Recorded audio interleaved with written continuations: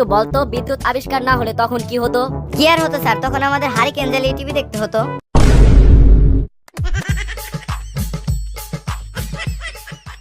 বল্টু তুমি ক্লাসে কি খাচ্ছ? Sir chocolate. চকলেট খাওয়া ভালো না, ওতে বিষাক্ত কেমিক্যাল থাকে। সবাই পড়ো, ঘুষ খাওয়া ভালো নয়। কেন স্যার, ঘুষেও কি বিষাক্ত কেমিক্যাল থাকে?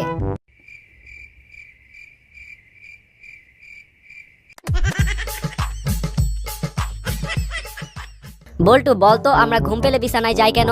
স্যার ঘুম পেলে বিছানা আমাদের কাছে আসে না, এজন্য।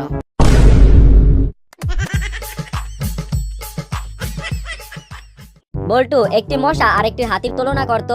স্যার একটা মশা হাতির গায়ে বসতে পারে, কিন্তু হাতি কখনোই মশার গায়ে বসতে পারে না।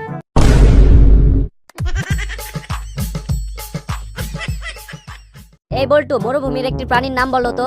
স্যার এটা তো অনেক সহজ, যেমন ধরেন উট। আচ্ছা তাহলে মরুভূমির আরেকটা প্রাণীর নাম বলতো। স্যার আরেকটা উট।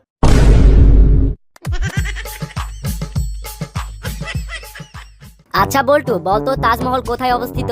জানি না স্যার। তাহলে ব্রেঞ্চের উপরে দাঁড়া। ব্রেঞ্চের উপরে দাঁড়ালে কি তাজমহল দেখতে পাবো স্যার?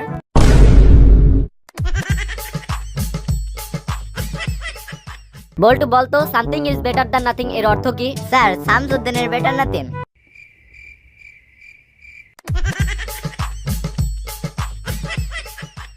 আচ্ছা বল্টু বলতো এমন একটি জায়গার নাম যেটা পুরুষ বানিয়েছে কিন্তু পুরুষ যেতে পারে না। স্যার এটা তো খুবই সহজ, যেমন ধরেন লেডিস টয়লেট।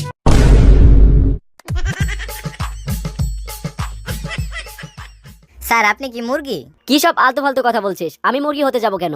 স্যার আপনি তাহলে প্রতিদিন আমার খাতায় আন্ডা দেন কেন?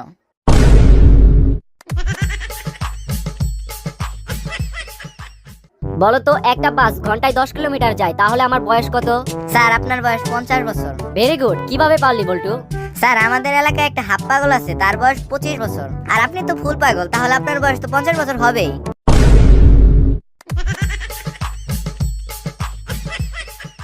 আচ্ছা বল্টু একজন দেশপ্রেমিকের নাম বলতো। স্যার আমার বাবা। কিভাবে? স্যার আমার বাবা দেশি খায়, দেশি ছাড়া বিদেশি ছয়ও না।